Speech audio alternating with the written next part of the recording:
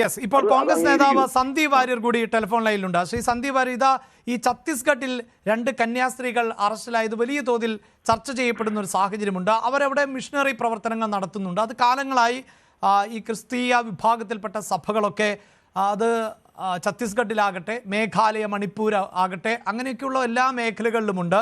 അവിടെ നിന്ന് 2 കന്യാസ്ത്രീകൾ അറസ്റ്റിലാകുന്നത് നിർബന്ധിത മതപരിവർത്തനം പോലെയുള്ള പ്രവൃത്തികൾക്ക് അവർ മുതിർന്നു, മനുഷ്യക്കടത്ത് പോലെയുള്ള വകുപ്പുകളാണ് ചുമത്തിയിട്ടുള്ളത്. അതുകൊണ്ട് തന്നെയാണ് അവർക്കിപ്പോൾ ജാമ്യം ലഭിക്കാത്തത്.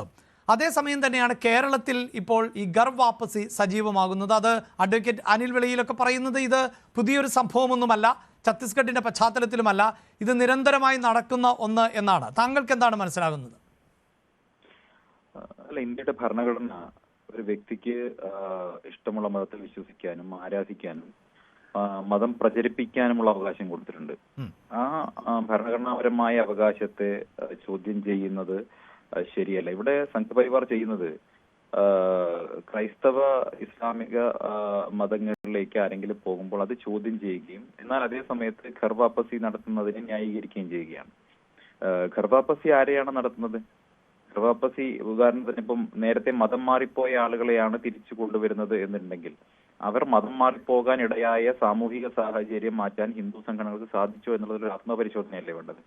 മതം മാറിപ്പോകാൻ ഇടയായ സാമൂഹിക സാഹചര്യം എന്താണ്? കടുത്ത ജാതി വിവേചനം അടക്കമുള്ള പ്രയാസങ്ങൾ, പ്രശ്നങ്ങളാണ്. ആ ചോദ്യത്തിനാണ് അദ്ദേഹം മറുപടി പറഞ്ഞത്, ഇതൊക്കെ എല്ലാ മതത്തിലും ഇല്ലേ എന്ന്. ഇല്ല, അത് ആ തരത്തിലില്ലല്ലോ. പിന്നെ പ്രകടമായിട്ട് അത്തരം പ്രശ്നങ്ങളുള്ളത് അതുകൊണ്ടാണല്ലോ സ്വാമി വിവേകാനന്ദൻ കേരളത്തെ ഭ്രാന്താലയം എന്ന് വരെ വിളിച്ചത്. ഇതൊക്കെ സാമൂഹിക യാഥാർത്ഥ്യമാണ്. കണ്ണടച്ചിരുട്ടാക്കിയിട്ട് കാര്യമില്ലല്ലോ. കണ്ണടച്ചിരുട്ടാക്കിയിട്ട് കാര്യമില്ല. അത്തരം സാമൂഹിക യാഥാർത്ഥ്യങ്ങൾ നിലനിൽക്കുമ്പോൾ പൊതുവെ എല്ലാവരും ശ്രമിക്കേണ്ടത് ഒരു നവോത്ഥാനത്തിന് വേണ്ടിയിട്ടാണ്.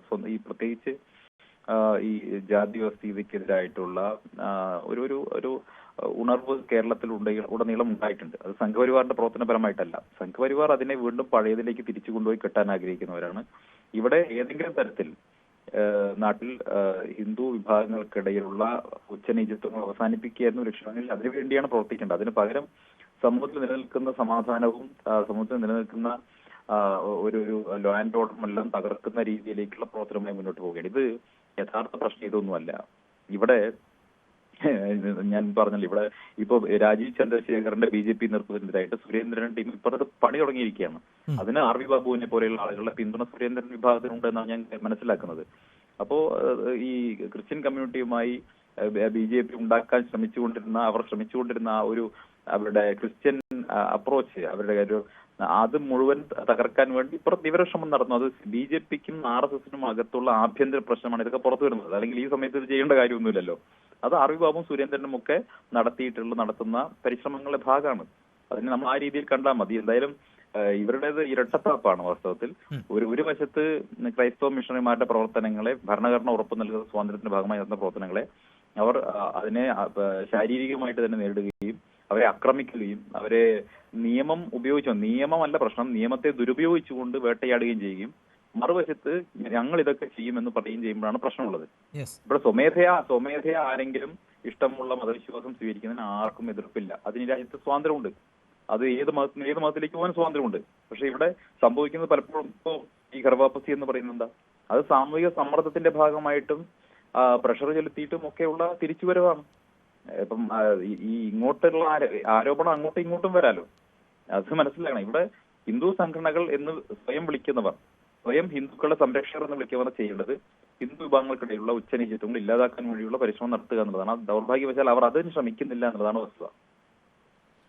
യെസ്, ശ്രീ RV ബാബു, താങ്കൾ ശ്രദ്ധിച്ചുവെങ്കിൽ ഞാൻ ആവർത്തിക്കുന്നില്ല. ഈ സൂചിപ്പിക്കുന്നത് പോലെ ഇതിപ്പോൾ ഛത്തീസ്ഗഡിലെ കന്യാസ്ത്രീകളുടെ അറസ്റ്റിന് ശേഷം അവിടെ സംഘപരിവാർ സംഘടനകൾ ഉൾപ്പെടെയുള്ളവർ വലിയ പ്രതിഷേധങ്ങളൊക്കെ നടത്തുന്നു. അതായത് കോടതിക്ക് മുന്നിൽ അടക്കം നമ്മൾ കണ്ടതാണ് അവിടെ ഏത് തരത്തിലായിരുന്നു ഹൈന്ദവ വിഭാഗത്തിൽപ്പെട്ട സംഘടനകൾ പ്രതിഷേധം നടത്തിയത് എന്ന്. ഇതിപ്പോൾ കേരളത്തിലും ഇത്തരത്തിലൊക്കെ, അതായത് ഇപ്പോൾ ക്രിസ്ത്യൻ വിഭാഗത്തിൽ നിന്ന് ഗർവാപ്പസി നടത്തുമ്പോൾ ക്രിസ്തീയ വിഭാഗത്തിലുള്ളവർ എതിർപ്പുമായി എത്തുന്നു. അങ്ങനെയൊക്കെ ഉണ്ടാകുന്ന ഒരു പശ്ചാത്തലം ഉണ്ടായാൽ അത് വലിയ തോതിൽ പ്രതിസന്ധി സൃഷ്ടിക്കുന്ന ഒരു സാഹചര്യമല്ലേ ഉണ്ടാക്കുക, ശ്രീ RV ബാബു? സന്ദീപ് വാര്യർ പറഞ്ഞ ചില കാര്യങ്ങളുണ്ട്. അദ്ദേഹം പറഞ്ഞു മറ്റു മതങ്ങളിൽ അങ്ങനെ ഇല്ലാന്ന്. ഞാൻ ഈ ക്രൈസ്തവ സഭകളിൽ നിന്ന്, ക്രൈസ്തവ സമൂഹത്തിൽ നിന്ന് ദളിത് ക്രിസ്ത്യാനിയായിട്ടുള്ള ഒരാളെ ബിഷപ്പായിട്ട് ചൂണ്ടിക്കാണിക്കാൻ പറ്റുമോ? ഒരു പള്ളിയിൽ അച്ഛനായിട്ട് ചൂണ്ടിക്കാണിക്കാൻ പറ്റുമോ? അവര് എങ്ങനെയാണ് അവരനുഭവിച്ചത് എന്നുള്ളത് ദളിത് ക്രിസ്ത്യാനികളോടുള്ള ക്രൈസ്തവ സഭയുടെ സമീപനം എന്താണ്? ദളിത് ക്രിസ്ത്യാനിക്ക് പള്ളിയിൽ കുർബാന അർപ്പിക്കാൻ സാധിക്കുമോ? പള്ളി വികാരിയായിട്ട് അങ്ങനെ ഒരു സാഹചര്യം ഒന്നിപ്പോ ഉണ്ടോ? അതുകൊണ്ടല്ലേ പരിവർത്തിത ക്രൈസ്തവ കോർപ്പറേഷൻ എന്ന് പറഞ്ഞൊരു കോർപ്പറേഷൻ ഉണ്ടാക്കി കൊടുത്തത്. അതിപ്പോൾ കേരളത്തിലെ പ്രമുഖമായ ക്ഷേത്രങ്ങളിൽ ബ്രാഹ്മണരില്ലാത്ത ശാന്ത്രിമാർ എത്ര പേരുണ്ട്?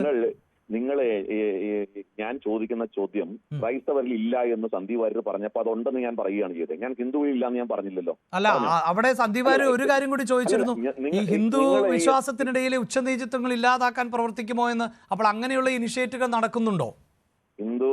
ഹിന്ദു വിശ്വാസങ്ങൾക്കിടയിൽ, ഹിന്ദുക്കളുടെ ഇടയിൽ അദ്ദേഹം ഗാന്ധിജിയോട് ചോദിക്കണം. ഗാന്ധിജി ഉണ്ടായിരുന്നെങ്കിൽ, ഗാന്ധിജിയാണ് അത്ഭുതപ്പെട്ടത് RSSന്റെ ശാഖയിൽ വന്ന സമയത്ത് RSSകാരെ പരിചയപ്പെട്ടപ്പോൾ അതിനകത്ത് എത്ര പേർക്ക് അവരവരുടെ ജാതി, മറ്റുള്ളവരുടെ ജാതി അറിയാതിരുന്ന അത്രയും ജാതി രഹിതമായ ഒരു സമീപനം RSSൽ ഉണ്ട് എന്ന് ഗാന്ധിജിയാണ് 1948 ബംഗി കോളനിയിൽ നടന്ന സമ്മേളനത്തിൽ RSS സംഘടിപ്പിച്ച പരിപാടിയിൽ പങ്കെടുത്തുകൊണ്ട് സംസാരിച്ചത് മഹാത്മാഗാന്ധിജിയാണ്. 1948 അനുഭവമാണ്. അപ്പോഴാണ് അവിടെ നിന്ന് നമ്മൾ 2025 എത്തിയപ്പോൾ എന്ത് പരിവർത്തനമാണ് ഈ വിഭാഗത്തിൽ നടന്നത്? ശ്രീ ആർ വി ബാബു, അതും കൂടെ പറയണ്ടേ?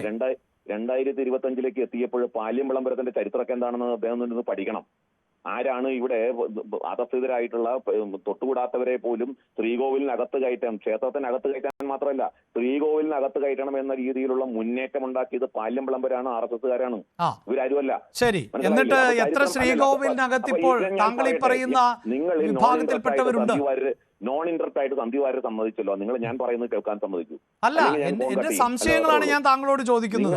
അത് സന്ദീപ് വാര്യർ പറഞ്ഞു എന്നുള്ളത് കൊണ്ടല്ലല്ലോ നമ്മൾ, അത് ആര് പറഞ്ഞു എന്നുള്ളിടത്തല്ലല്ലോ നമ്മൾ ഇവിടുത്തെ സാമൂഹിക അവസ്ഥയല്ലേ ചർച്ച ചെയ്യുന്നത്. നിങ്ങളുടെ സംശയം നിങ്ങളുടെ രാഷ്ട്രീയമായിട്ടുള്ള സംശയമാണ്. നിങ്ങളുടെ പ്രൊപ്പഗണ്ടയുടെ ഭാഗമായിട്ടാണ് നിങ്ങൾ പറയുന്നത്. ഞാൻ പാല്യം വിളംബരത്തിന്റെ കാര്യം പറയുമ്പോൾ നിങ്ങൾക്ക് മിണ്ടാട്ടമില്ല. അല്ല, പാല്യം വിളംബരത്തില് ഞാൻ എന്തിനാണ് എതിർക്കണത്? പാല്യം വിളംബരത്തിന് ശേഷം ശ്രദ്ധിക്കൂ ശ്രീ ആർ വി ബാബു, പാല്യം വിളംബരത്തിന് ശേഷം എത്ര ശ്രീകോവിലുകളിൽ പിന്നാക്ക വിഭാഗത്തിൽപ്പെട്ടവർ കയറി ഇപ്പോൾ പൂജ ചെയ്യുന്നുണ്ട്? എത്രയോ ശ്രീകോവിലുകൾ നടക്കുന്നുണ്ട്. എന്റെ ക്ഷേത്രത്തില് മൂകാംബി ക്ഷേത്രം ദേവസ്വം ബോർഡിന്റെ ക്ഷേത്രമാണ്. അവിടെ പൂജിക്കുന്നത് പിന്നോക്ക വിഭാഗമാണ്. അവിടെ അതെന്തുകൊണ്ട് കേരളത്തിലെ ക്ഷേത്രങ്ങളിൽ ഏകീകരിക്കുന്നില്ല? കേരളത്തിലെ ക്ഷേത്രങ്ങളിൽ, എത്രയോ ക്ഷേത്രങ്ങളിൽ ക്ഷേത്ര സംരക്ഷണ സമിതിയുടെ ക്ഷേത്രങ്ങളിൽ, RSSന്റെ നിയന്ത്രണത്തിലുള്ള ക്ഷേത്ര സംരക്ഷണ സമിതിയുടെ ക്ഷേത്രങ്ങളിൽ എത്രയോ പിന്നോക്കക്കാര് പൂജാരിമാരായിട്ടുണ്ട്. ലിസ്റ്റ് വേണോ നിങ്ങൾക്ക്? ലിസ്റ്റ് വേണോ? അല്ല, ലിസ്റ്റ് താങ്കൾ നൽകുന്നുവെങ്കിൽ നൽകാം, അത് നല്ല കാര്യമാണ്. കാരണം കേരളത്തിലെ ജനങ്ങളൊക്കെ അറിയട്ടെ. അല്ല, ഞാനത് പബ്ലിഷ് ചെയ്തതാണ് വർഷങ്ങൾക്ക് മുൻപ്. ശരി, അതിന്റെ ലിസ്റ്റ് ഞാൻ പബ്ലിഷ് ചെയ്തതാണ് വർഷങ്ങൾക്ക് മുൻപ്. കേരള ക്ഷേത്ര സംരക്ഷണ സമിതിയുടെ കേന്ദ്ര ആസ്ഥാനമായിട്ടുള്ള കോഴിക്കോട് തളി ക്ഷേത്രത്തിലെ പൂജാരി വർഷങ്ങളോളം പിന്നോക്കക്കാരനായിരുന്നു. ഈ ശബരിമലയിലും ഗുരുവായൂരിലും ഒക്കെ അങ്ങനെയുള്ള പൂജാരിമാർ വേണമെന്ന് ഹിന്ദു ഐക്യവേദി ആവശ്യപ്പെടുമോ? ഏതാണ്? ശബരിമലയിലും ഗുരുവായൂരിലും ഒക്കെ അതുപോലുള്ള പൂജാരിമാരാണ് വേണ്ടത്, പത്മനാഭസ്വാമി ക്ഷേത്രത്തിൽ അതുപോലുള്ള പൂജാരിമാരാണ് വേണ്ടത് എന്ന് ആവശ്യപ്പെടുമോ? എന്താണ് എന്ന് ഹിന്ദു ഐക്യവേദി വളരെ വ്യക്തമായിട്ട് നേരത്തെ പറഞ്ഞിട്ടുണ്ട്. ക്ഷേത്രത്തിൽ പൂജാരിയാകാനായിട്ട് അതായത് അതിന് യോഗ്യത ഉള്ളവർക്ക് ആർക്കും അനുവാദം ഉണ്ടെന്ന് അത് ഓൾറെഡി പ്രഖ്യാപിച്ചിട്ടുണ്ട്. എന്നാൽ സന്ദീപ് വാര്യർ പറയോ, അല്ലെങ്കിൽ കോൺഗ്രസ്സുകാർ പറയോ, അല്ലെങ്കിൽ CPM-കാർ പറയോ? ആരാണ് ഈ എതിരായിട്ട് ഹൈക്കോടതിയിൽ അഫിഡാവിറ്റ് കൊടുത്തത്? മലയാളി ബ്രാഹ്മണൻ മാത്രമേ പറ്റുള്ളൂ എന്ന് പറഞ്ഞിട്ട് ആരാ അഫിഡാവിറ്റ് കൊടുത്തത്? ഞങ്ങളാരുമല്ലോ. അപ്പൊ അതുകൊണ്ട് അത്തരം കഥകളൊന്നും പറയാൻ നിൽക്കില്ല. ഞാനിവിടെ പറഞ്ഞത് ഈ ജാതിപരമായ വിവേചനം ക്രിസ്ത്യാനികളിലും ഉണ്ട്. അത് ദളിത് ക്രൈസ്തവർ അനുഭവിക്കുന്നുണ്ട്. അപ്പൊ അതുകൊണ്ട് അതില്ല എന്നൊന്നും പറയരുത്, ഒന്നാമത്തെ കാര്യം. 2, ഈ ഛത്തീസ്ഗഡിലെ വിഷയത്തില് സന്ദീപ് വാര്യരുടെ പാർട്ടി ഛത്തീസ്ഗഡിൽ എവിടെ പോയി? കേരളത്തിൽ നിന്ന് കയറിപ്പോയ ആൾക്കാരാണല്ലോ. ഭൂപേഷ് ബാഗലിന്റെ വീടിന് മുമ്പില് 2 മണിക്കൂർ ക്യൂ നിന്നു പത്രക്കാര് എന്ന് പറയുന്നത് കേരളത്തിലെ പത്രക്കാരാണ് ഒരു പ്രതികരണത്തിന് വേണ്ടി. എന്താ ഛത്തീസ്ഗഡിലെ വിഷയത്തിൽ കോൺഗ്രസിന് പ്രതികരണം ഇല്ലാത്തത്? എന്താണ് പ്രതികരണം ഇല്ലാത്തത്? അപ്പൊ ഇതൊക്കെ നമ്മുടെ രാഷ്ട്രീയ നിലപാടിന് വേണ്ടി, രാഷ്ട്രീയ താല്പര്യത്തിന് വേണ്ടി കേരളത്തിൽ ഈ BJPയും ക്രൈസ്തവരും എന്തോ അടുക്കുന്നു എന്നുള്ള ഇതിന്റെ പേരില് കേരളത്തിൽ ക്രിസ്ത്യാനികളെയും BJPയെയും തമ്മിൽ അടുപ്പിക്കാൻ വേണ്ടിയിട്ടുള്ള രാഷ്ട്രീയത്താണ്. അവിടെ ഇപ്പോ ഹിന്ദുക്കളിലെ ജാതി വ്യവസ്ഥയെ കുറിച്ചൊക്കെ സന്ദീപ് വാര്യർ പറഞ്ഞു. ഹിന്ദുക്കളിൽ ജാതി വിവേചനം ഉറപ്പിച്ചു നിർത്താൻ, അത് അങ്ങനെ തന്നെ ബ്രാഹ്മണൻ അബ്രാഹ്മണൻ എന്ന വിവേചനം ഉണ്ടാക്കുന്നത് ഈ സന്ദീപ് വാര്യരുടെ നേതാവ് രാഹുൽ ഗാന്ധിയാണ്. ഇലക്ഷൻ കമ്മീഷനിൽ എത്ര അബ്രാഹ്മണരുണ്ട്, അല്ലെങ്കിൽ ക്യാബിനറ്റിൽ എത്ര അബ്രാഹ്മണരുണ്ട്? ഇങ്ങനെ ഓരോന്നിലും ജാതി തിരിച്ച് എണ്ണമെടുത്ത് ഹിന്ദുക്കളെ ജാതീയമായി ഭിന്നിപ്പിക്കാൻ ശ്രമിക്കുന്നത് സന്ദീപ് വാര്യരുടെ പാർട്ടിയും സന്ദീപ് വാര്യരുടെ നേതാവുമാ. ജാതി പറഞ്ഞ് ഭിന്നിപ്പിക്കുന്നത്. ഉം. അപ്പൊ അതുകൊണ്ട് ഞങ്ങളാരും ജാതി പറയാറില്ല, ഞങ്ങളാരോടും ജാതി ചോദിക്കാറുമില്ല. നാരായണ ഗുരുദേവന്റെ തത്വം അനുസരിച്ചാണ് ഞങ്ങൾ പ്രവർത്തിക്കുന്നത്. ജാതി ചോദിക്കരുത്, ജാതി ചിന്തിക്കരുത്, ജാതി പറയരുത്. ആ. എന്നാൽ കോൺഗ്രസും അല്ല, കോൺഗ്രസിന്റെ പക്ഷേ നേതാക്കന്മാരും അങ്ങനെയുള്ള ജാതി താങ്കളല്ലേ ചോദിക്കുകയും പറയും. അല്പസമയം മുമ്പ് ഗർഭാപ്പസിയെ കുറിച്ച് ന്യായീകരിച്ചത്. അപ്പോൾ അവരുടെ ജാതിയും മതവും ഒക്കെ എന്തിനാണ് താങ്കൾ ശ്രദ്ധിക്കുന്നത്? ഞാൻ ജാതിയുടെ കാര്യം പറഞ്ഞു, മതത്തിന്റെ കാര്യം പറഞ്ഞില്ലല്ലോ. ആ, മതം ചോദിക്കാം, ജാതി മതം ചോദിക്കരുത് എന്നേ ഉള്ളൂ. സാർ, ഞങ്ങൾ ഹിന്ദു ഐക്യവേദിയാണ്. ഹിന്ദു ഐക്യവേദി മതപരമായി പ്രവർത്തിക്കുന്ന ഒരു സംഘടനയല്ലേ. ആ, അപ്പൊ മതത്തെ കുറിച്ച് ഞങ്ങൾക്ക് ചിന്തിക്കാതിരിക്കാൻ പറ്റുമോ? ശരി. അതാണ് ശ്രീ